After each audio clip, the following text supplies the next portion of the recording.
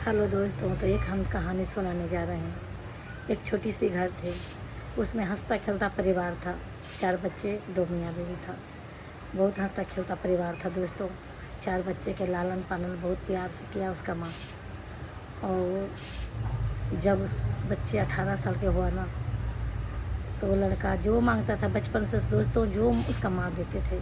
गाड़ी मांगते थे तो गाड़ी दिया करते थे, बाइक मांगते थे तो बाइक दिया करते थे, कंप्यूटर मांगते थे तो कंप्यूटर दिया करते थे दोस्तों।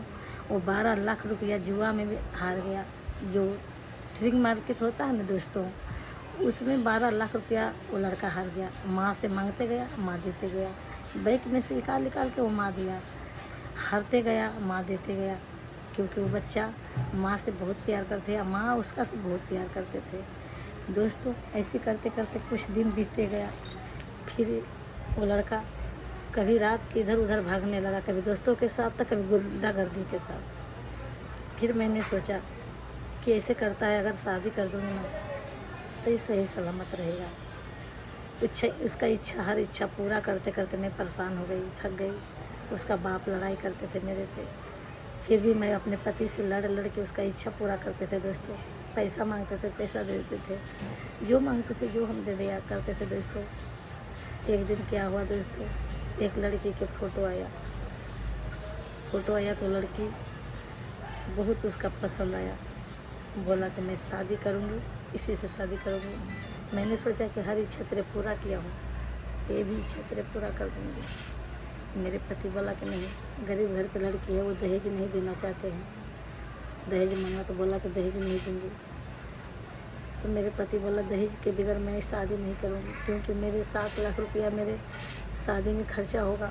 कम से कम 7 लाख रुपया शादी में खर्चा होगा। घर परिवार इतना हम लालन पालन करके घर बनाए दोस्तों, घर में पैसा लगा।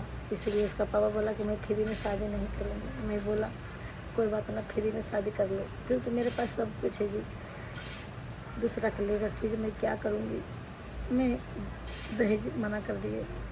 मेरे पति मेरे से नाराज़ रहा, बहुत नाराज़ रहा। फिर भी मैं कहूँ कोई बात नहीं, दूसरा चीज़ लेने से चीज़ वाला नहीं हो जाते हैं।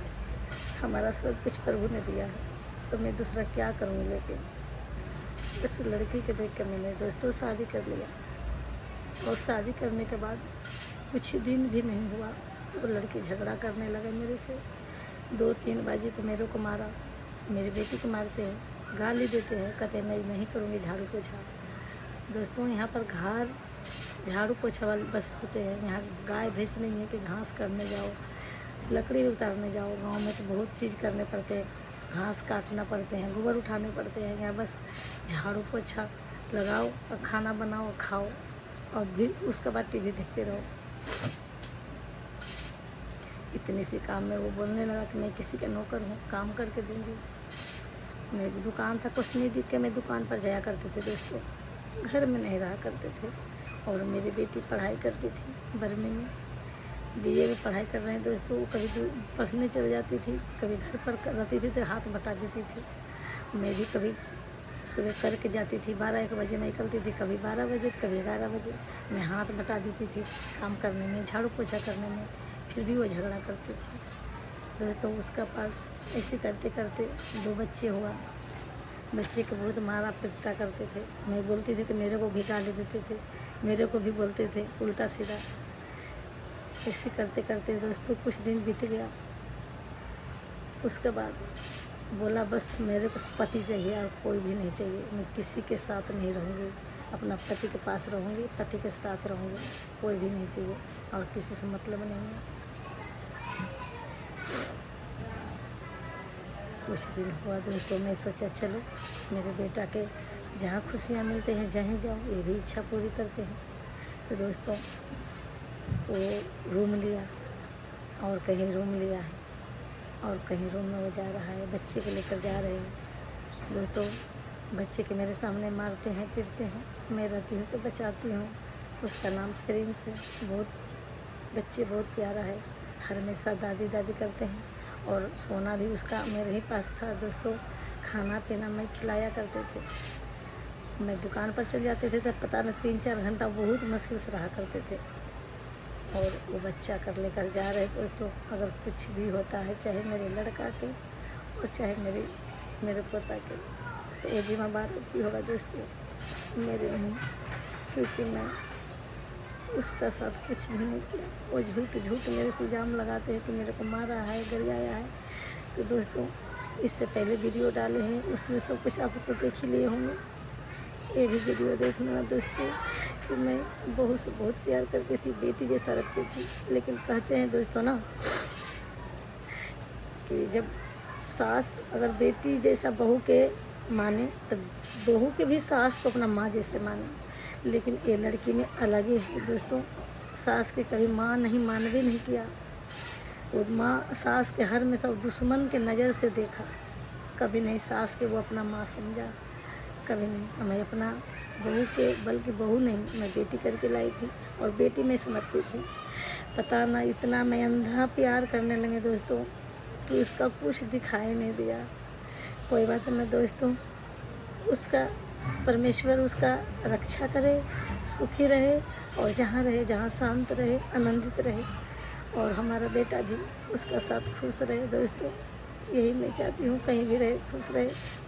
परमेश्वर उसको बल और शक्ति और सामर्थ से भर ले रहे। तो दोस्तों ये छोटा सा परिवार, हंसता खेलता परिवार, आए ये बड़ा वाला लड़का आज इसका दुनिया उजड़ रहे हैं दोस्तों। आज घर ये लड़का घर से बेघर हुआ दोस्तों। न कभी माँ से बात करेंगे, माँ से बात करते हैं दोस्तों तो गंदे इल्ज़ाम लगाते हैं। बहू से बात करते हैं दोस्तों तो इसकी बहू कहते हैं माँ गंदे इल्ज़ाम लगाते हैं कि तू माँ से शादी करेगा। जब माँ से तू बात करता है, किसी से बात भी नहीं करने देते हैं और ननद के भी गाली देते हैं गंदे और मेरे भी गंदे गालियाँ देते हैं दोस्तों। बस कहते रहेंगे तो अपना पति के लेकर रहेंगे और किसी के साथ नहीं रहेंगे दोस्तों। तो आज मेरे ये छोटी से परिवार के घर उजड़ रहे हैं दोस्तों। मैं कभी सपना में नहीं सोचा था दोस्तों कि एक घर के परिवार इस तरह ऐसा मोड़ पर खड़ा हो जाएंगे। परमेश्वर सबको रक्षा करने वाला है दोस्तों। अगर मैं भी मसीह हूँ, अगर मैं भी कुछ गलत की होंगी दोस्तों, तो परमेश्वर सब देख रहे हैं। और वो भी कुछ गलती की होंगी तो मेरे परमेश्वर उसका माफ़ करे दोस्तों। तो कमेंट में बताना कि मेरे ये छोटी सी कहानी कैसा लगा। दर्द भर के कहानी है दोस्तों। मैं बेटा से बहुत प्यार करते थे और पोता से भी। अब घर से बेघर ये लड़का होने जा रहा है दोस्तों। अब ऊपर वाला परमेश्वर पर सारे कुछ मैं छोड़ती हूँ। कहते हैं ना मेरे परमेश्वर कि जो कष्ट आएगा, सारे टेंशन, सारे बोझ परमेश्वर पर छोड़ दो। तो दोस्तों सारे टेंशन और सारे बोझ मैं प्रभु पर छोड़ती हूँ। मेरे यहोवा रक्षा करने वाला है। तो दोस्तों मेरे बहुत कीचड़ उठाया गया है दोस्तों मेरे परिवार में, वो अपना मेरा के परिवार में, मेरे सासू माँ के परिवार में दोस्तों। मैं किसी का कुछ नहीं करूँगी, सिर्फ मेरे परमेश्वर है, यहोवा है।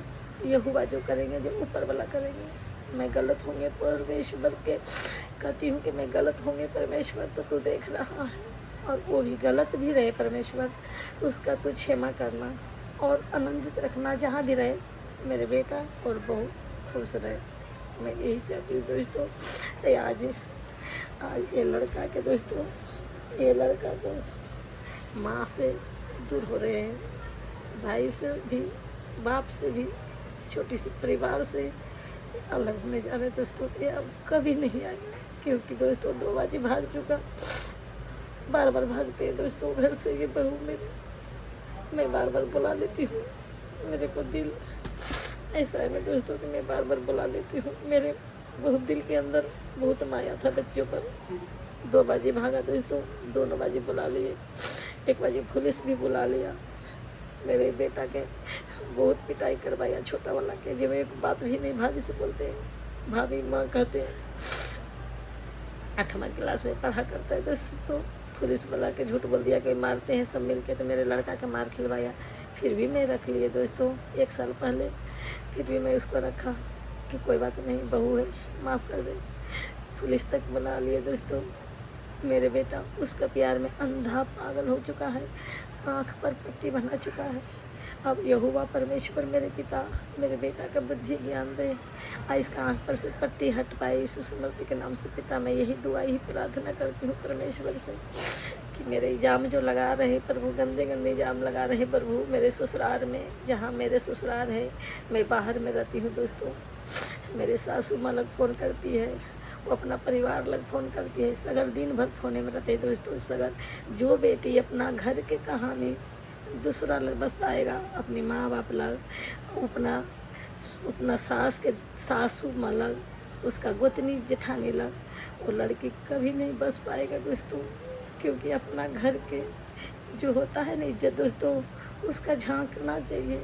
अरे छोटा मोटा परिवार, हर परिवार में लड़ाई होता है, पर ये नहीं कि अपना घर के कहानी दूसरा लोग बताओ। अपना घर के कहानी अपना मायकन बताओ, अपना मौसीकन बताओ, अपना चाचा चाची से बताओ। हर में साथ दूसरे लोग फ़ोन करते रहते हैं दोस्तों, कभी उसका फ़ोन बंद नहीं होता। फिर भी मैं कुछ नहीं बोलती कि कोई बात ना, मेरे यहोवा मेरे साथ है। क्योंकि मेरे परमेश्वर कहते हैं वचन में कि तुमको जितना ललचन लगाए, यहोवा तुम्हारा ललचन धोने वाला है, अपने खून से धोआ है। हम सब के लिए परमेश्वर अपने लेहू बहाया है, क्रूस पर चढ़ा है दोस्तों। तो मैं परमेश्वर पर विश्वास करती हूँ कि हे यहोवा तू माफ़ करने वाला है। एक मसीह होकर दोस्तों मैं गलत कभी नहीं बोलूँगी और कभी गलत नहीं सोचूंगी, क्योंकि मैं परमेश्वर के बेटी हूँ दोस्तों। मैं वीडियो बनाती हूँ, ये वीडियो दोस्तों जहाँ हो जितना हो पालन कर देना दोस्तों। बहुत मेरे बहू मेरे को टॉर्चर कर रहे हैं, पर इस मसीह सब देखते हैं दोस्तों, मेरे को बहुत टॉर्चर कर रहे हैं दोस्तों, बहुत टॉर्चर करते हैं। मेरे बेटा को भी टॉर्चर करते हैं, कभी तो हाथ काट लेते हैं, कभी छत पर से जाते हैं कूदने दोस्तों, के बाजी ना हाथ काट लिया दोस्तों।